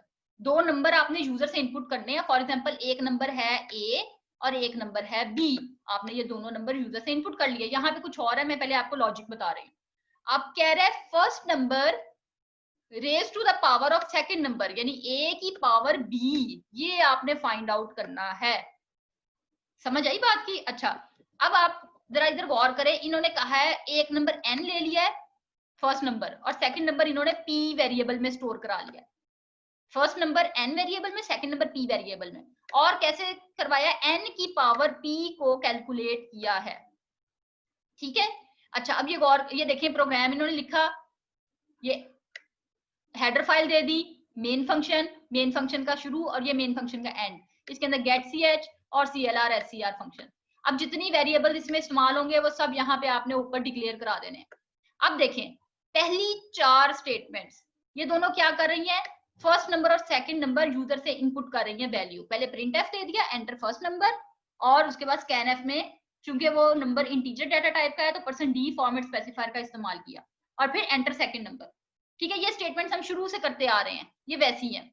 फिर इसने क्या किया, इसने एक रिजल्ट के नाम से वेरिएबल ले लिया जिसमें इसका रिजल्ट स्टोर करवाना है, RES रिजल्ट। ठीक है, और एक वेरिएबल सी ले लिया। सी क्या कर रहा है, सी जो है यहाँ पे फॉर्मेट स्पेसिफाई कंट्रोल वेरिएबल है जो कि लूप को कंट्रोल करेगा। सी, इसको दोनों को इसमें वन वैल्यू रखवा दी, रिजल्ट में भी और सी में भी। अच्छा, आप गौर करें n पावर p का क्या मतलब है। अगर मैं फॉर एग्जांपल n में 2 है और p में 3 है, इसका क्या मतलब हुआ, 2 मल्टीप्लाई बाय 2 मल्टीप्लाई बाय 2, यानी 2 को 3 टाइम्स आपने मल्टीप्लाई करना है, यही मतलब हुआ ना इसका। 2 की पावर 3 का जितने टाइम्स यहाँ p में होगा उतने टाइम्स आपने नीचे वाले को मल्टीप्लाई करते जाना है, यही मतलब हुआ ना। यानी लूप कहां से कहां तक चलेगा, लूप 1 से लेके कहां तक चलेगा, इस वैल्यू तक चलेगा, 3 टाइम्स तक चलेगा। अभी 3 है, अगर 4 होता तो इधर 4 टाइम्स तक लूप चलता, एक दफा और मल्टीप्लाई होता। तो इसका मतलब है लूप कहां तक चल रहा है, p तक चल रहा है। अब आप गौर करें इस कंडीशन को, वाइल की कंडीशन को। हम पहले लूप पूरा कर लेना, लूप के अंदर की स्टेटमेंट्स बाद में लिखते हैं कि लूप कहां से शुरू होना है कहां तक चलना है। शुरू होना है यहाँ से c इज इक्वल टू 1, 1 से शुरू होना है, कहां तक चलना है, p तक, यानी कि जो इधर यहाँ पे जो भी वैल्यू होगी वहां तक लूप चलेगा। तो c is less than equal to p, इसलिए आ गया है, लूप लग गया। अब लूप के अंदर की स्टेटमेंट्स देखें, लूप के अंदर की ये स्टेटमेंट जो है c is equal to c+1, ये तो फिक्स हो गई ना, क्योंकि आपने कंट्रोल वेरिएबल को शुरू में लिखते हैं, इनिशियलाइज कराते हैं, कंडीशन में लिखते हैं कि कहां पे एंड होगा, और दरमियान में उसमें इंक्रीमेंट करते हैं। ये c is equal to c+1 का इंक्रीमेंट इसलिए लग गया। आप इसको c++ भी लिख सकते हैं, दोनों का एक ही मतलब है। ठीक है, अच्छा अब क्या करना है, अब यहाँ पे असल काम आ रहा है, result is equal to result multiply by n। कैसे, रिजल्ट में अभी 1 पड़ा हुआ है, पहले आप करेंगे, आप देखें, अब अगर मैंने इन 4 को 2 मल्टीप्लाई 2 मल्टीप्लाई 2 मल्टीप्लाई 2, ये इन चारों को मल्टीप्लाई करना है, मैं एक साथ नहीं कर सकती, मैं पहले कैसे करूंगी, इसको लूंगी, फिर जो इसका रिजल्ट आएगा उसको इसके साथ मल्टीप्लाई करूंगी, जो रिजल्ट आएगा उसको अगले 2 के साथ मल्टीप्लाई करूंगी, जो रिजल्ट आएगा उसको अगले 2 के साथ करूंगी, इस तरह आइटरेटिवली मैं इनको मल्टीप्लाई करती जाऊंगी। इसीलिए हमने ये वाली स्टेटमेंट का इस्तेमाल किया है कि result is equal to result multiply by n। इसको आपने ड्राई रन करके देखना है, आपको ड्राई रन से ज्यादा, ठीक है, ड्राई रन करके आपने देखना है, ड्राई रन से मजीद क्लियर। ड्राई रन का मतलब है आपने उसी तरह वेरिएबल बनाने हैं। ठीक है, ये मेमोरी बन गई आपकी, इसमें आपने n variable, p variable, result variable और c वेरिएबल, और हर स्टेटमेंट पे प्रोग्राम किस तरह से चल रहा है, क्या क्या उसके अंदर ट्रू होने पे दोबारा से ये स्टेटमेंट्स एग्जीक्यूट होंगी, फॉल्स होने पे ये स्टेटमेंट जो है जैसे ही कंडीशन फॉल्स होती है अगली स्टेटमेंट पे आ जाएंगे। तो ये आपने चीजें मेमोरी में वेरिएबल में n variable, p variable, result variable, c variable में इनमें क्या क्या चेंजेस आई, आपको खुद ब खुद प्रोग्राम की लॉजिक समझ आने लग जाएगी, फिर आप खुद भी प्रोग्राम बनाने के काबिल हो जाएंगे। ड्राई रन से बहुत पता चलता है। ठीक है, एट द एंड क्या होगा, आपने हर स्टेप में जैसे मैंने आपको बताया 2 मल्टीप्लाई 2 मल्टीप्लाई 2, अगर 3 दफा आपने मल्टीप्लाई करना है, आप क्या करेंगे, पहले स्टेप में क्या है, रिजल्ट में 1 है, 1 मल्टीप्लाई 2 हो जाएगा। ठीक है, और आंसर कहां पे आएगा, रिजल्ट में आ जाएगा। अब रिजल्ट में क्या है, 2 है। नेक्स्ट स्टेप में क्या होगा, अब रिजल्ट में 2 है, n की वैल्यू पहले से 2 है, ठीक है, 2 मल्टीप्लाई 2 क्या हो जाएगा, 4 हो जाएगा, और उसका रिजल्ट कहां पे आपने रखवाना है, रिजल्ट में। अब ये 2 की बजाय 4 हो गया। ठीक है, अब नेक्स्ट स्टेप में क्या होगा, 4 मल्टीप्लाई 2 होगा, 4 2 8, अब रिजल्ट में 8 आ गया है। नेक्स्ट स्टेप में क्या होगा, बस इसका आंसर 8 ही था, क्योंकि 3 बार लूप चलना है, ये इधर हमने p को चुनके 3 बार दिया है, p आपका लूप को कंट्रोल कर रहा है। इस तरह से ये प्रोग्राम एग्जीक्यूट होगा। अब ये नेक्स्ट प्रोग्राम है कि इस सीरीज का आपने सम देना है। सीरीज को एक दफा मैं आपको गौर कर लेती हूँ, बता देती हूँ। 1 से स्टार्ट हो रही है 1, अगली स्टेप में क्या है 1/3, अगले स्टेप में क्या है 1/5। हर आइटरेशन में ये सीरीज जो है किस तरह से इसमें इंक्रीमेंट हो रहा है, ये 1 का मतलब यही है ना, 1 बाय 1, यानी ऊपर 1 ही रहेगा, कांस्टेंट है 1 1 1। नीचे क्या है, ऑड नंबर्स आ रहे हैं। ऑड नंबर का मतलब है 2 का इंक्रीमेंट हो रहा है। 1 में 2 प्लस किया 3, 3 में 2 प्लस किया 5, 5 में 2 प्लस किया तो आगे 7 आएगा, 1 प्लस 7 होगा, कुछ इस तरह से सीरीज होगी। आपने इसको प्लस करना है। कैसे किया, एक सम ले लिया s। अच्छा आप याद रखें, कभी भी आपने प्रोडक्ट लेना, जैसे यहाँ पे देखें आप मल्टीप्लाई कर रहे थे रिजल्ट को n के साथ, तो हमेशा रिजल्ट में इनिशियली वैल्यू 1 रखवाएंगे आप, जैसे आपने यहाँ पे रखवाई। लेकिन जब आप सम करेंगे ना, सम करेंगे जब आप, तो आप उसमें सम जो वेरिएबल, जिस वेरिएबल में सम स्टोर करवा रहे होंगे, तो आप उसमें 0 पुट कराएंगे, वहां पे 0 लिखेंगे। ठीक है जी, आपको अगर मैथ का आपको वो रूल याद हो, आइडेंटिटी प्लस और आइडेंटिटी वो क्या था, मल्टीप्लीकेशन आइडेंटिटी, एडिटिव आइडेंटिटी क्या होती है, 0। जब भी आप 0 को किसी भी चीज से प्लस करेंगे तो वो आंसर हमेशा एज इट इज सेम आएगा। इसलिए हम एडिटिव आइडेंटिटी 0 को लेते हैं जहां पे प्लस करना होता है, जहां मल्टीप्लाई करना होता है तो हम 1 से इनिशियलाइज कराते हैं वेरिएबल को। ठीक है। अच्छा अब यहाँ पे गौर करें, s is equal to s plus n, s plus 1 by n। 1 by n का क्या मतलब है, 1 तो ऊपर कांस्टेंट है, हर स्टेप में 1 1 ही रहेगा, लेकिन n नीचे वाला क्या है, नीचे वाला वेरिएबल है, इसको एक वेरिएबल में रखवा दें। शुरू कहां से हो रहा है, 1 से, ये n इज इक्वल टू 1 आ गया। खत्म कहां पे हो रहा है, 99 पे, तो लूप कहां तक चलेगा, 99 तक, n is less than equal to 99। ठीक है, और ये चीज जो है, ये इसको प्लस करवाने के लिए ये स्टेप परफॉर्म किया गया है। नेक्स्ट स्टेप में क्या हो रहा है, नेक्स्ट स्टेप में क्या है, आपने n में इंक्रीमेंट करना है। देखिए नीचे वाले में सिर्फ इंक्रीमेंट हो रहा है, ऊपर वाले में कोई इंक्रीमेंट नहीं है, वो कांस्टेंट है। तो नीचे वाले में कितने का इंक्रीमेंट करना है, 2 का। n is equal to n plus 2, इसीलिए ये स्टेटमेंट आई है। आपने इंक्रीमेंट अब की बार 1 का नहीं करना, हर दफा 1 का करते थे, यहाँ पे 2 का करना है, क्योंकि ये नेचर ऐसी है प्रोग्राम की।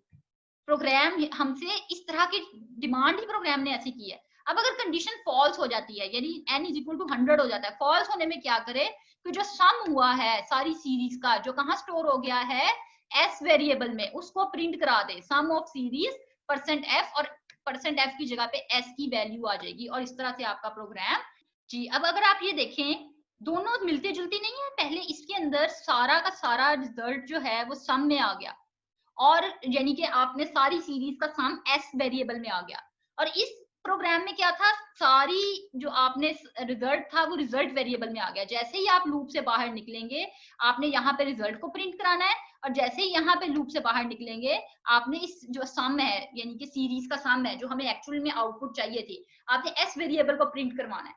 ठीक है, ये इस तरह से आ गया जी। फॉर लूप क्या होता है, ये भी वैसा ही होता है, जैसा वाइल लूप होता है वैसा ही फॉर लूप होता है। सेम काम है उसका कि कुछ सेट ऑफ स्टेटमेंट्स को बार बार एग्जीक्यूट करना हो तो लूप का इस्तेमाल किया जाता है। फिर आप चाहे वाइल लूप करें, चाहे डू वाइल करें, चाहे फॉर करें, ये आपकी अपनी ऑप्शन, आपके पास अपनी चॉइस है आपकी। ठीक है, बस ये बता दिया गया है कि कुछ थोड़ा थोड़ा डिफरेंस है। वाइल लूप क्या करता है कि कोई ना कोई कंडीशन लगाते हैं। कंडीशन क्यों लगाते हैं कि पहले इनिशियलाइज कराते हैं कोई कंट्रोल वेरिएबल, फिर उस वेरिएबल का इस्तेमाल करते हुए या वैसे वेरिएबल के बगैर आप एक कंडीशन लगाते हैं कि वो कंडीशन जब तक ट्रू होगी तब तक लूप जो है वो बॉडी ऑफ लूप एग्जीक्यूट होता रहेगा। जैसे ही वो कंडीशन फॉल्स हुई तो बॉडी ऑफ लूप से कंट्रोल बाहर आ जाएगा। ठीक है, डू वाइल में क्या है कि एटलीस्ट वंस, कम से कम एक दफा लाजमी आपका जो बॉडी ऑफ लूप है ना वो जरूर चलेगा। एक दफा चलने के बाद फिर कंडीशन चेक होगी, क्योंकि उसकी कंडीशन नीचे आती है। अब फॉर लूप क्या है, इसको देख लेते हैं। अच्छा उसमें क्या था, आप गौर करें, अगर जो वाइल और डू वाइल पे क्या था कि सेट ऑफ स्टेटमेंट्स या सिंगल स्टेटमेंट एग्जीक्यूट होती थी रिपीटेडली जब तक कि गिवन कंडीशन ट्रू होती थी। ऐसे ही था ना, whenever the condition remains true तब तक वो स्टेटमेंट रिपीटेडली एग्जीक्यूट होती थी। जबकि यहाँ पे फॉर लूप में क्या है कि execute a statement or set of statements repeatedly for a specific number of times, एक खास वक्त तक जो है ना एग्जीक्यूट होती रहेंगी। इसमें ऐसा है कि आपको पहले से पता होता है कि आपने कितने लूप कहाँ से लेके कहाँ तक चलाना है। तब ऐसी सिचुएशंस में ज्यादातर फॉर लूप का इस्तेमाल किया जाता है। बहरहाल इनका तरीका सेम ही है, कंडीशन लिखने का तरीका सेम ही है, जैसा आपका उसमें था वाइल लूप में, वैसा ही इसमें फॉर डू वाइल में आ जाता है, वैसे ही फॉर लूप में है। इसमें काउंटर लूप भी बोलते हैं इसको, क्योंकि आपको जो है ना आप जो है काउंट कर रहे होते हैं। अच्छा, format of for loop is different from both the while and do while loop. Format थोड़ा सा डिफरेंट है। All parts of loop structure are optional. अच्छा, पहले देख लें इसका क्या तरीका है। फॉर ब्रैकेट डालते हैं, जो कुछ आना है ब्रैकेट के अंदर आना है, और उसके बाद ये आपने करली ब्रैकेट्स डाली, ठीक है, और इन करली ब्रैकेट्स के अंदर बॉडी ऑफ लूप स्टेटमेंट्स या सेट ऑफ स्टेटमेंट्स, जब वो स्टेटमेंट्स जो लूप के अंदर आनी है, जिनको आपने बार बार एग्जीक्यूट कराना है, वो सारी फॉर के अंदर आएंगी, और उसके बाद ये नेक्स्ट स्टेटमेंट आ गई। ठीक है, अब फॉर की ब्रैकेट में क्या कुछ आना है। फॉर की ब्रैकेट के 3 हिस्से हैं। सबसे पहले आ जाता है इनिशियलाइजेशन। ये भी आप वाइल लूप में करवाते आए हैं। वाइल लूप में आप करते थे ना, इनिशियलाइज कराते थे उस वेरिएबल को, जिस वेरिएबल में आप क्या करते थे, जिस वेरिएबल को आप काउंटर वेरिएबल के तौर पे इस्तेमाल कर रहे थे। फॉर एग्जांपल आई था, तो आप वाइल से पहले आई इज इक्वल टू 0 करते थे, ऐसे ही था ना। अब आपने वो काम इधर करने की बजाय आपने यही काम इस जगह पे आके कर देना है, इनिशियलाइजेशन वाली जगह पे। उसके आगे सेमीकोलन, फिर कंडीशन आ जानी है। कंडीशन सेम उसी तरह आएगी जो वाइल की होगी, फिर सेमीकोलन, और फिर जो आप स्टेटमेंट्स के एंड में, बॉडी ऑफ लूप में स्टेटमेंट्स के एंड में जो आप काउंटर वेरिएबल में इंक्रीमेंट करते थे या डिक्रीमेंट करते थे, आई प्लस प्लस या आई माइनस माइनस, ऐसे ही कर रहे थे ना, वो आप यहाँ पे करते थे। अब आप यहाँ पे नहीं करेंगे। अब ये वाला स्टेप जो है ना, ये इंक्रीमेंट डिक्रीमेंट इस जगह पे आ जाएगा। ठीक है। अच्छा, ये तीनों चीजें ऑप्शनल है। आप चाहे तो कुछ भी ना दें, तो वो कैसे स्टेटमेंट लिखी जाएगी, वो ऐसे लिखी जाएगी, फॉर ब्रैकेट के अंदर 2 सेमीकोलन और फिर ब्रैकेट बंद। ठीक है। अच्छा, अब कोई इसके प्रोग्राम पे आ जाते हैं, आगे चलते हैं, पहले फ्लो चार्ट वगैरह देख लें। अच्छा, इसका फ्लो चार्ट कैसे होता है कि सबसे पहले इनिशियलाइजेशन होती है ना, जो भी इनिशियलाइजेशन वाला स्टेप है वो होगा एग्जीक्यूट, फिर कंडीशन चेक होगी, अगर कंडीशन ट्रू होगी तो बॉडी ऑफ लूप में आ जाएंगे, और अगर कंडीशन फॉल्स होगी तो बॉडी ऑफ लूप से बाहर निकल आएंगे। ठीक है, फिर बॉडी ऑफ लूप के बाद क्या होगा कि इंक्रीमेंट डिक्रीमेंट की स्टेटमेंट, जो भी आपने इंक्रीमेंट लगाया होगा या डिक्रीमेंट, और दोबारा से कंडीशन चेक होगी अगली आइट्रेशन के लिए। अब ये एक प्रोग्राम है, छोटा सा देख लेते हैं कि 1 से लेके 10 तक आपने नंबर्स को प्रिंट करवाना है, उसका प्रोग्राम लिखना है यूजिंग फॉर लूप। ठीक है, आपने क्या किया, ये हमने यहाँ पे हेडर फाइल डाल दें, मेन फंक्शन डाल दें, मेन फंक्शन का शुरू कर दें और एंड कर दें। ठीक है, ये आपका हो गया।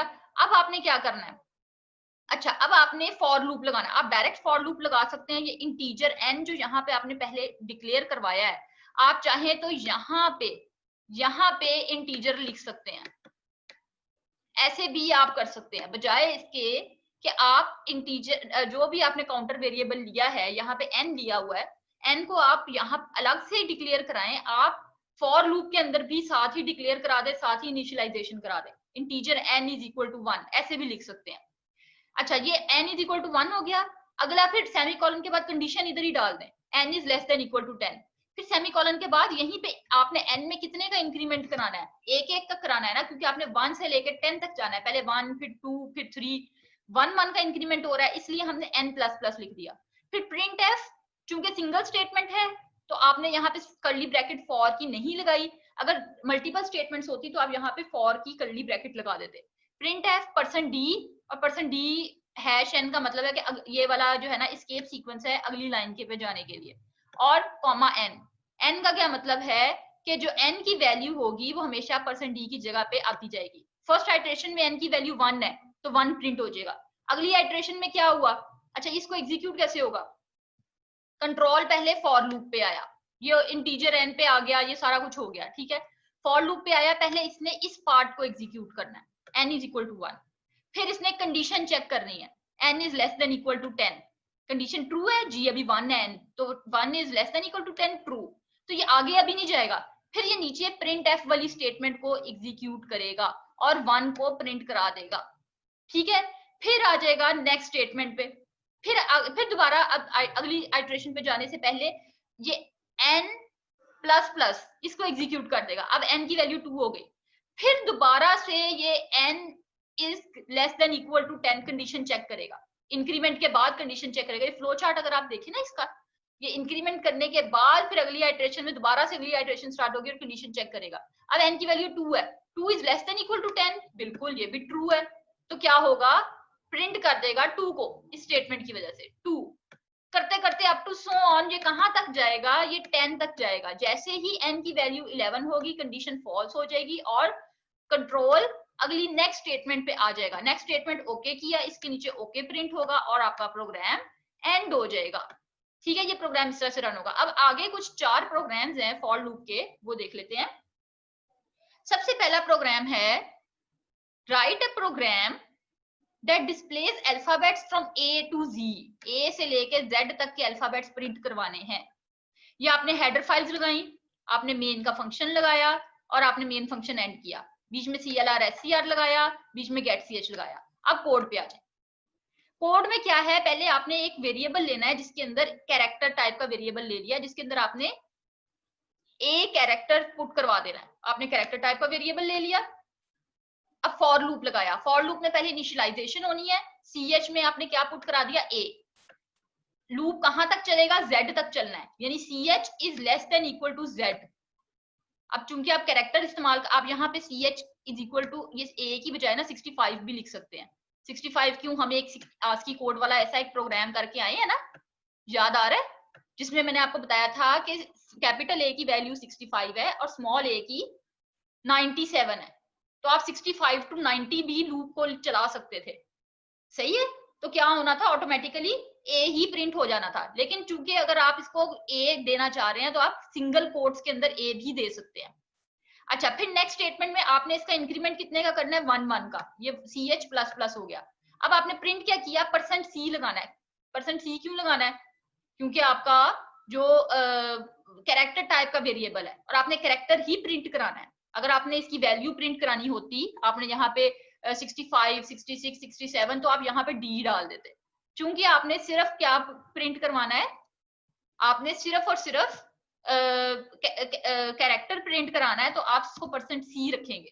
फिर क्या होगा, ch की वैल्यू %c में आ जाएगी। क्योंकि आपने कोई हैश एन या फॉर्मेट स्पेसिफाइड नहीं लगाया, तो आउटपुट देखें इसी तरह आएगी, A B C, उसके आगे आगे ही अगले अगले लेटर्स प्रिंट होते जाएंगे। ये पहला प्रोग्राम हो गया। इसके बाद अब दूसरे प्रोग्राम पे आते हैं। नेक्स्ट प्रोग्राम है write a program to display the sum of odd numbers from 1 to 100। 1 से लेके 100 तक ऑड नंबर्स को प्रिंट कराना है। यानी लूप कहां से चलेगा, 1 से चलेगा और कहां पे खत्म होगा, 100 पे खत्म होगा। इनिशियलाइज किसको कराएंगे, जो भी आपने वेरिएबल लिया है, चाहे s लें, चाहे c लें, चाहे n लें, चाहे जो मर्जी लें। हमने c वेरिएबल ले लिया, फॉर एग्जांपल हमारा काउंटर वेरिएबल जो है ना वो c है, यहाँ पे उसको 1 से शुरू कराएंगे, इनिशियलाइज कराएंगे और उसकी कंडीशन लगा देंगे c is less than equal to 100। ठीक है, ये सब कुछ हमें कहां से पता चल रहा है, ये हमें इस क्वेश्चन के अंदर ही पता चल रहा है। और सम हम कहां पे कराएंगे, सम के लिए हमने एक s वेरिएबल ले लिया जो कि हर स्टेप में उसको प्लस करता जाएगा। अच्छा, अब लूप प्रोग्राम देखें, आपने हेडर फाइल्स लगाई, मेन फंक्शन लगाया और मेन फंक्शन को एंड किया और एंड में और प्रोग्राम के अंदर आपने CLR SCR लगाया और get ch का फंक्शन लगाया। अब प्रोग्राम पे आ जाए। प्रोग्राम के अंदर आपने दो वेरिएबल्स लिए, एक वेरिएबल जो काउंटर लूप वेरिएबल है जो कि लूप को कंट्रोल करेगा वो सी नाम से, और एक वेरिएबल जिसके अंदर सम प्लस करेंगे, सम हम स्टोर करेंगे, जो भी हम प्लस करते जाएंगे ना उसका आंसर स्टोर करेंगे। दो वेरिएबल एस और सी, ये दो वेरिएबल्स आपने ले लिए। ठीक है, अब हम फॉर लूप पे आ जाते हैं। फॉर लूप का क्या है, आपने एस, अब इनिशियलाइजेशन का मतलब है जितने वेरिएबल्स हैं उनको जो आपने वैल्यूज इनिशियलाइज करानी है वो यहाँ पे कराएंगे।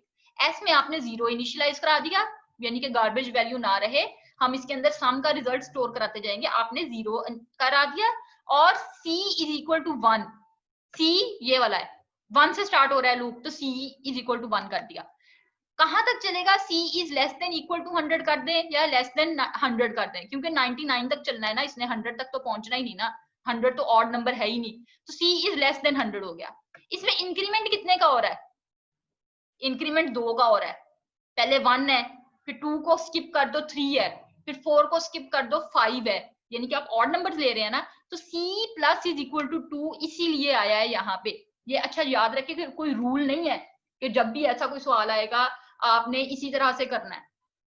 मतलब कि आपने जो है जब भी फॉर लूप लगेगा आपने 2 का इंक्रीमेंट करना है या 1 का ही करना है, ये according to the program question आपने खुद से एनालाइज करना होगा कि आपने कितने का इंक्रीमेंट करना है। अब यहाँ पे प्रोग्राम ऐसा है कि इसके अंदर 2 का इंक्रीमेंट हो रहा है, सीरीज ऐसी दी हुई है, तो आपने c plus plus equal to, याद है कि चैप्टर नंबर 10 में किया था आपने, 10 में नहीं किस चैप्टर में किया था? वो जो आपका एलिमेंट्स ऑफ सी वाला चैप्टर था, चैप्टर नंबर 9 था आई थिंक, उसमें किया था आप लोगों ने, जिसमें ऑपरेटर्स पढ़े थे सारे, उसमें एक ये पढ़ा था ना। ठीक है, c plus is equal to 2 का मतलब है कि 2 का इंक्रीमेंट होता जाएगा। अब नेक्स्ट पे आ जाए, लूप के अंदर। लूप के अंदर क्या हो रहा है कि अच्छा ये अब पहली आइटरेशन में 1 होगा, दूसरी आइटरेशन में c की वैल्यू 3 होगी, तीसरी आइटरेशन में c की वैल्यू 5 होगी, एक एक दो दो का इंक्रीमेंट होता जा रहा है। आपने इसको सम करना है, तो आपने क्या किया, s प्लस सी, और आंसर कहां पे रखवा दो, वापस s में रखवा दो। ये कैसे होगा, पहले s में 0 है और c में 1 है, 1 आ गया s में, अब 1 s की वैल्यू 1 हो गई। अगली आइटरेशन में s में तो पहले से 1 पड़ा है, प्लस c क्या है, अगली आइटरेशन में वैल्यू 3 है, 4 हो गया, आंसर 4 आ गया s में। अगली आइटरेशन में 4 प्लस नेक्स्ट क्या वैल्यू है 5। इस तरह से करते करते सम हो नहीं जाएगा at the end of the program. तो सम का आंसर कहां पे आ जाएगा, एस वेरिएबल में। तो एस वेरिएबल में सम का आंसर आ जाएगा, और जब आप लूप से बाहर निकले उस सम को प्रिंट करवाते हैं, sum is equal to %d, और %d की जगह पे एस की वैल्यू पुट हो जाएगी जब ये प्रोग्राम एग्जीक्यूट होगा। ठीक है, इस तरह इसके साथ हमारा ये प्रोग्राम भी हो गया। अब नेक्स्ट प्रोग्राम में अगर आप देखें तो नेक्स्ट प्रोग्राम में क्या है, write a program that computes and display the sum of integers from 1 to n, 1 से n तक। अब n आपको नहीं पता कि n क्या है, कहां पे जाके लूप स्टॉप होना है, इसका मतलब है लूप कहीं ना कहीं तो स्टॉप करना ही है ना, इसका मतलब है आपने n यूजर से लेना है। ठीक है, formula to compute the sum of square is formula भी आपको दे दिया है, input the value of n by user बता भी दिया कि n को आपने यूजर से लेना है। अब ये गौर करें, ये आपकी हेडर फाइल मेन फंक्शन, ठीक है, मेन फंक्शन के अंदर ये गेट ch और ये clr ser, और ये दो जो आपकी स्टेटमेंट्स हैं इसमें आपने n को यूजर से इनपुट करवा लिया, एंटर वैल्यू ऑफ n और स्कैन एफ लगा के यूजर से इनपुट कर लिया। अब फॉर लूप पे आ जाए। फॉर लूप क्या कह रहा है, अच्छा ये आपने डिक्लेरेशन साथ साथ करवा लेनी है सारे वेरिएबल्स की। ठीक है, इसमें अब गौर करें, s जो वेरिएबल है ये सम करने के लिए है, n वेरिएबल जो है लूप कहाँ पे स्टॉप होना है वो है, और c वेरिएबल जो है वो लूप काउंटर है जो कि लूप को कंट्रोल कर रहा है, जो कहां से शुरू होगा, c इज इक्वल टू 1, खत्म कहां पे होना है n तक, c is less than equal to n, increment कितने कितने का हो रहा है, 1 1 का। अब याद ये देखिए गौर करें, 1 2 3 4, एक एक का इंक्रीमेंट हो रहा है, यहाँ पे कितने का था, 2 का, 1 3 5 7। तो इसलिए अब यहाँ पे हम c प्लस प्लस लिखेंगे या c इज इक्वल c+1 लिखेंगे। ठीक है, ये आ गया। अब इसका सम करने का तरीका थोड़ा डिफरेंट है। सम क्यों करना है हमने डिफरेंट, क्योंकि यहाँ पे तो सिंपल था ना, n जो भी हम वेरिएबल था उसको प्लस करी जा रहे थे उसमें, यहाँ पे उसका स्क्वायर लेना है, स्क्वायर को प्लस करना है। तो देखिए s प्लस c इंटू सी क्या है, ऑटोमेटिकली स्क्वायर नहीं हो जाएगा किसी भी चीज का, c का स्क्वायर हो, इसका मतलब क्या होता है, c मल्टीप्लाई c होता है ना।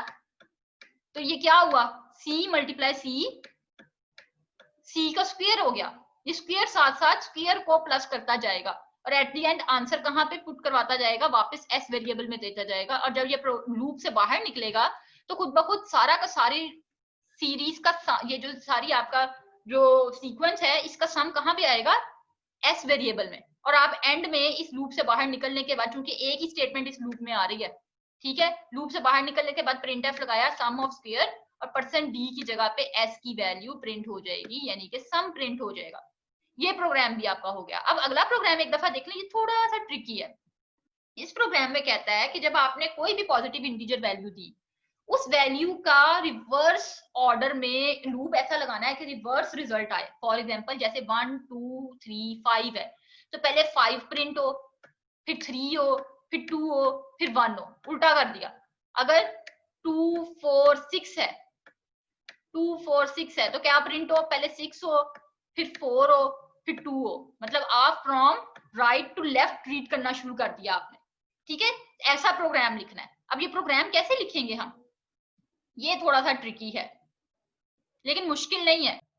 हाँ जी, अब इस प्रोग्राम के लिए मैं आपको लॉजिक सिर्फ बताऊंगी, ठीक है, कोड नहीं पूरा करके दिखाऊंगी, कोड अब आप उस स्लाइड्स में से देखिएगा। लॉजिक क्या है, देखिए प्रोग्राम है आपके पास कि कोई भी नंबर है 2 4 5 6, हम कह रहे हैं कि इसका रिवर्स प्रिंट करवा दें, यानी कि कैसे, पहले 6 आएगा, फिर 5 आएगा, फिर 4 आएगा और फिर 2 आएगा, इस तरह से प्रिंट करवाना है। तो अब मुझे ये बताएं, अब ये नंबर है, इस नंबर का मैं 6 मैंने लेना है, कैसे लूंगी, इस नंबर में से मैंने 6 निकालना है, कि मुझे आंसर किसी तरह 6 मिल जाए, मैं क्या ऐसी कैलकुलेशन परफॉर्म करूंगी कि मुझे आंसर 6 मिल जाए। फॉर एग्जाम्पल ये नंबर जो है ना, ये मैंने n वेरिएबल के अंदर रखवाया 2 4 5 6, तो मैं क्या ऐसे नहीं कर सकती?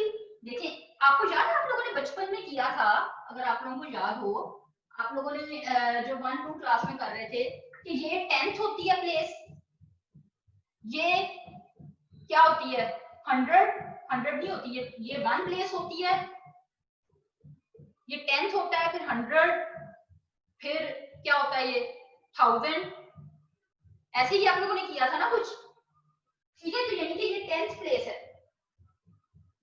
अगर मैं इसको डिवाइड कर दूं 10 से, करके देखें 2 4 5 6 को मैं 10 से डिवाइड कर दूं, आंसर क्या आएगा?